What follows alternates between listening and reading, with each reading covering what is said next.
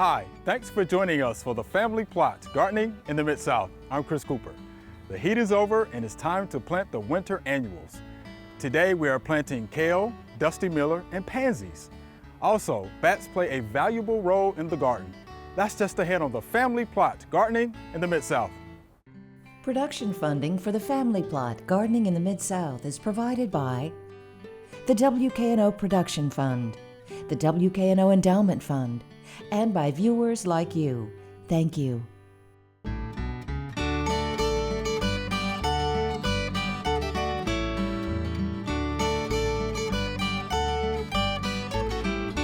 Welcome to the Family Plot.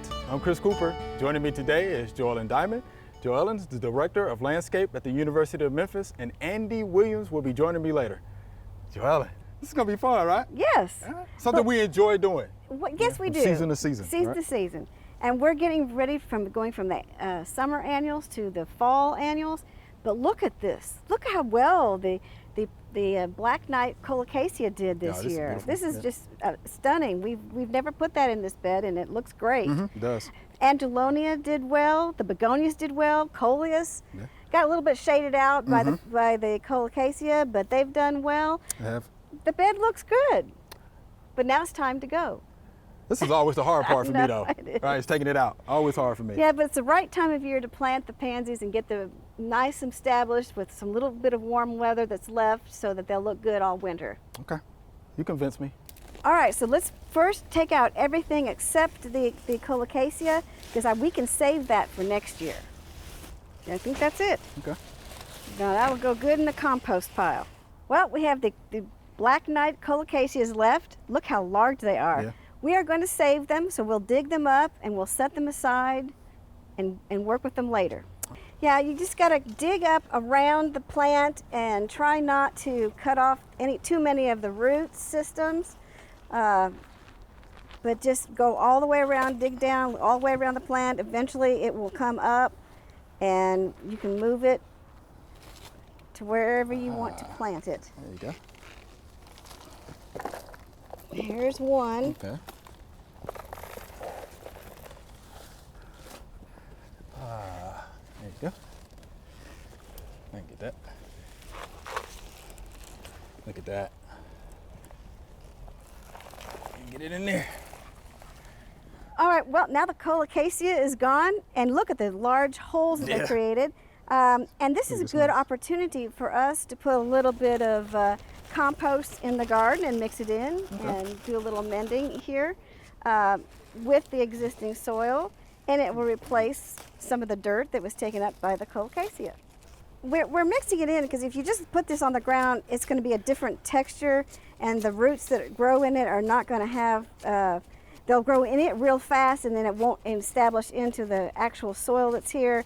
And so you want to mix it all in together so that the roots will be equally happy with both the compost and the existing soil.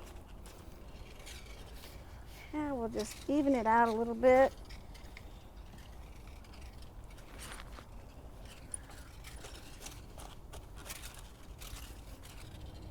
Okay, now we're ready to get started with our fall color. We first need to put down some slow release fertilizer. And again, just sprinkle randomly. Yeah, what is it that your mother says? My mom says, I like to hear. Feed the chickens. Oh yeah.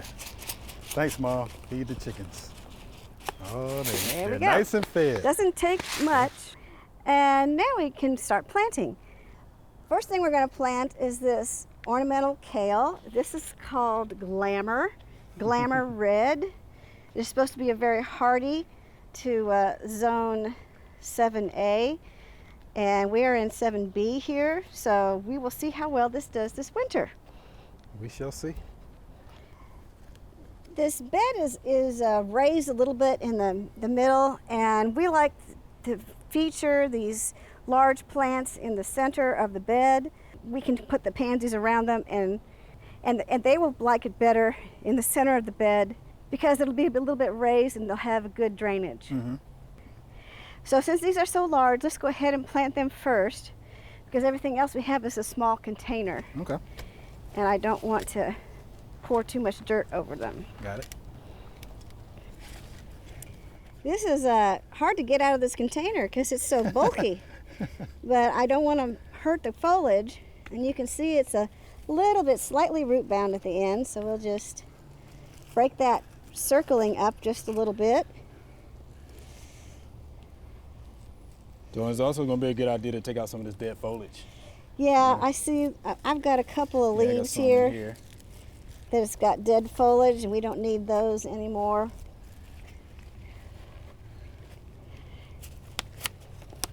Set it in, make sure it's faced correctly with a nice side where the public sees, and we'll fill it in, but not over the top of the container. As you see, you can see this top of this container. We're planting up to it. Normally, after the slow release fertilizers put down, we usually put down mulch, but we're going to plant these first because since they're such large containers, I don't want to put dirt on top of mulch. How much do you want? Looks like you're doing, and I like that you're going in between them and around them. So why do we put mulch down before we plant? Well, when you think about it, the pansies are such smaller plants, and the crown of the plant is right at the soil surface. So if the mulch, we keep digging and then we put mulch on top of it, it's more likely that the crown is going to get smothered. So we don't want that. So we put the mulch down because it's easier just to move the mulch a little bit and plant a hole for the plant than it is to try to. Can you imagine trying to put this around every little plant?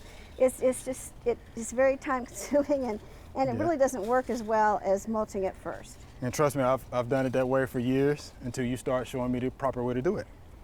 And it goes a lot faster. Oh, it goes a whole lot faster. Well, we have Dusty Miller here again.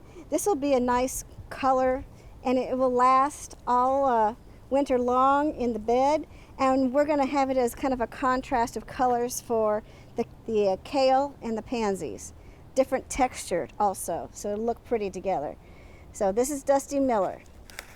And we'll just put a few out in between the kale. Okay. It's so bright in color that you want to make sure it looks even when you look at the bed.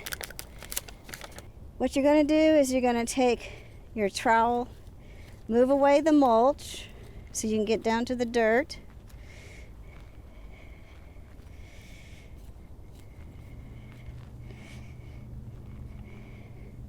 Set the plant in, put dirt back around it, and mulch up to the top.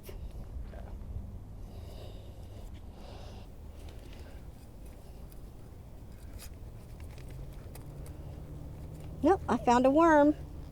Oh, goody, goody. It means we got some nice soil going here. Good soil. Now we're ready for the pansies to go in and around all of them. We've got 3 different colors here. We've got a white, a light blue, and a nice dark blue. And these will look so pretty together all mixed up in here. And what we're going to do is it's going to be random. Okay. We'll just, for the 3 colors, we'll just start picking up colors and planting them. So you keep a count in your head? How many are you going to send out? No. Just gotta go. We've got enough The to pattern. fill in where we Yeah. think that looks good. And I don't really think it needs any more than You think that. it needs more than that? We'll plant it and see.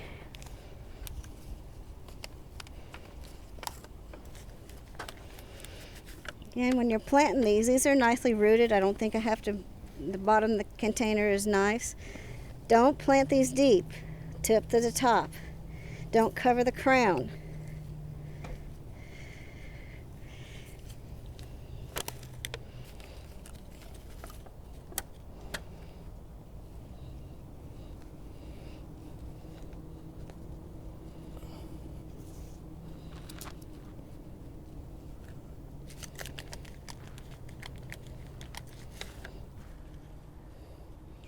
That's the last one. Is that the last one? It's the last one. Oh.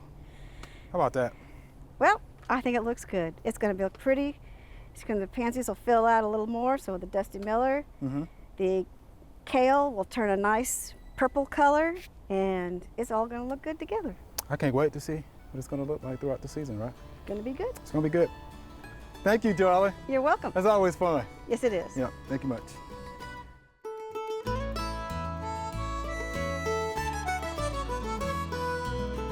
It's time to harvest basil. It is a tender annual, and so when the cold weather comes, it's going to die anyway. And it really holds its flavor well when it's dried. So that's what we're going to do. We're going to harvest the basil, and the best way to do it is just cut it right at the ground and get the whole plant. And there's several ways you can dry it. Usually what I do is kind of take out the bad looking foliage or the leaves, and then I just hang it up just like this using a string or a big rubber band and hang it up in a hot, dry place. At my house, that is a room above our garage. So anywhere that is hot and dry and dark. And it usually this time of year, with the temperatures being what they are, it dries in just probably 4 or 5 days. And at that point, you just get it, and this will all be dried up, and you just start, you know, brushing it off. It'll crumble right off of there. And then you can put it in jars and seal it up and label it and put it in a cool, dry, dark place in your kitchen. So it's real handy to start using all through the winter. This is going to be fun because we're talking about Halloween, okay? And you can't talk about Halloween without talking about bats. Yeah, so Andy, you're going to be Batman for us today, right? I wanted to be. I wanted to be. I still watch all the Batman movies and that sort of stuff. So do I. But the only thing more interesting than Batman are real bats. Okay, all right. But the strangest thing, though, most people don't know a lot about bats. Sure. And they're all around us. Worldwide, they're the second most numerous species of mammal. And just for clarity, some people, is it a bird, is it a mammal, what is a bat? Well, bat is a mammal, meaning it's got fur, it bears young live, they nurse their young, they exercise in parental care. Wow. But 1,100 species worldwide is pretty impressive. That's a lot. It is. 1,100. In the United States, there are about 44, 45 different species of bat. And here in the Mid-South alone, there are 19 species of bat.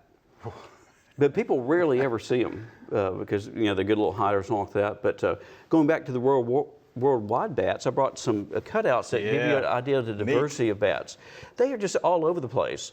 This is a representation of a flying fox. These are found mainly in the South Pacific, and they eat fruit. Okay. They use, I believe, some echolocation, but if you see their face, they're really kind of cute. You can see why they call them flying foxes.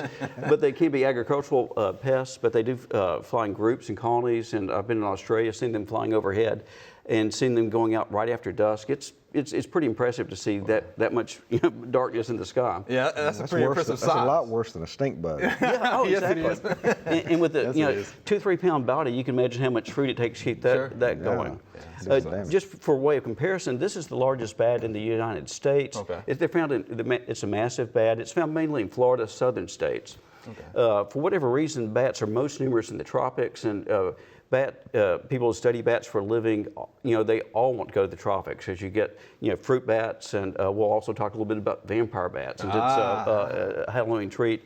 But a more typical size for our bats along in this range, the smallest bats, the microbats, they weigh as little as like an ounce, like the weight of a dime. I mean, it's a really strong diversity in sizes.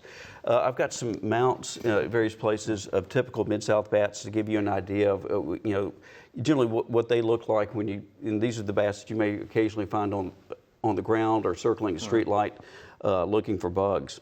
Okay. A lot of one misconception about bats is they're just mice with wings, and I can see how people may come up with that until you look closer. Actually, as far as classification, they're closely related to primates. That has to do with the reproductive bits, and since it's a family show, I'll let people Google that if they need confirmation of that. This is a kind of a species or a bat-specific thing, but they have a different reproductive strategy. They typically have one pup a year.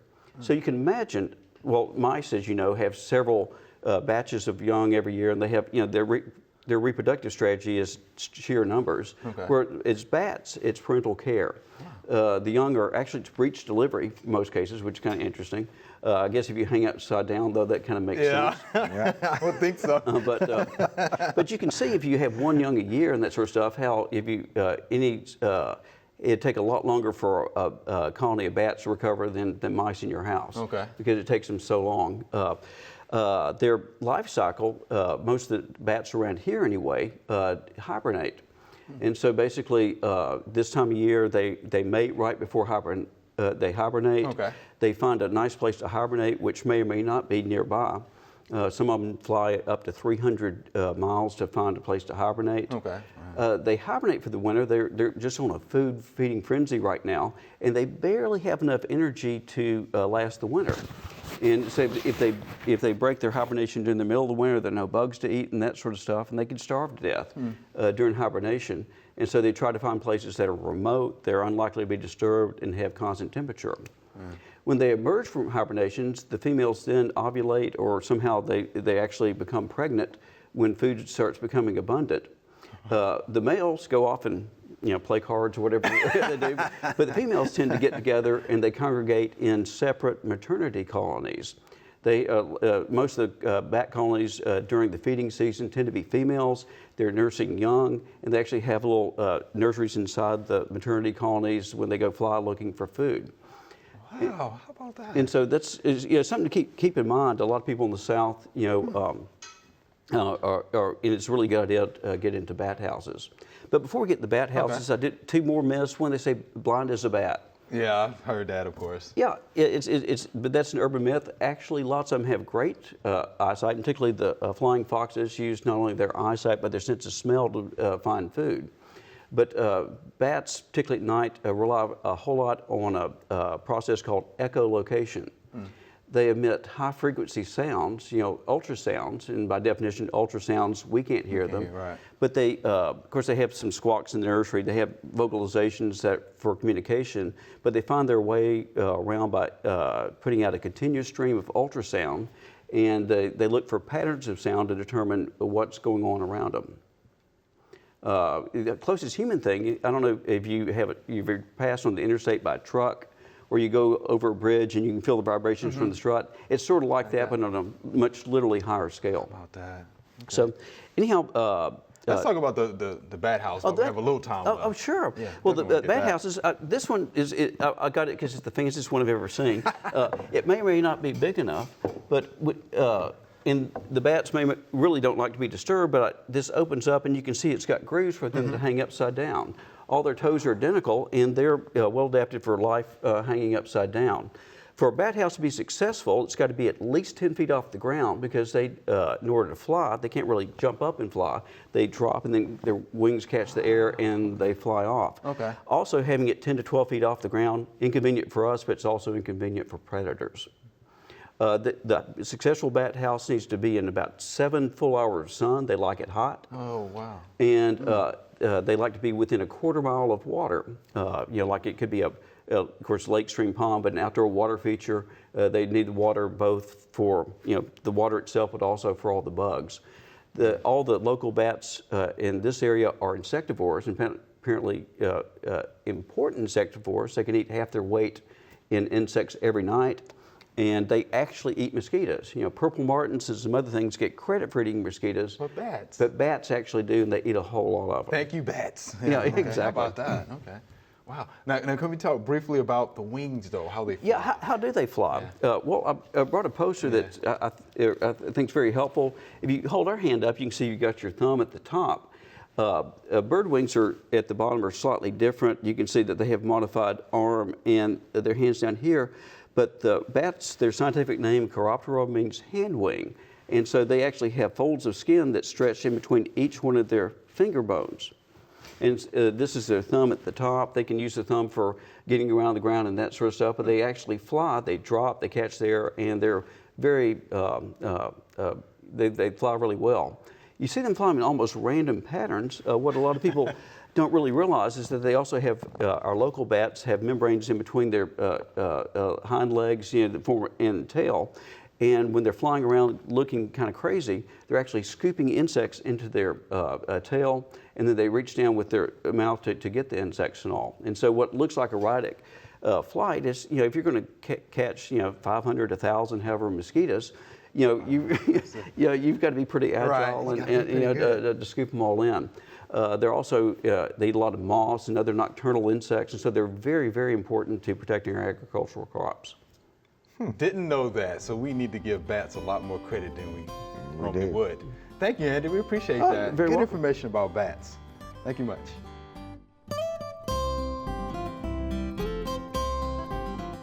We have one black knight colocasia that we would like to pot up and save. It hasn't died down yet. The foliage is still nice, so we're going to put it in this container. Chris, can you come in and try to dig this one up? Let's put this in this container. Sure I can. This one's actually pretty dry over here. It's very dry over here. I'll get one more. There it goes. I think we got all the roots there too. Got all the roots. Yeah. So that's going to be good. We'll put a little bit more soil around it.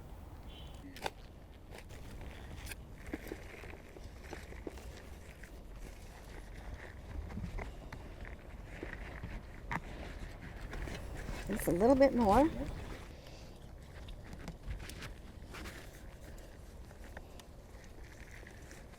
That's enough.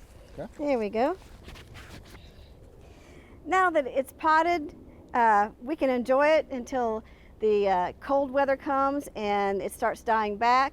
And that's when I stop watering it, and I will take it inside my garage or a cool, dry place and let it stay for the winter.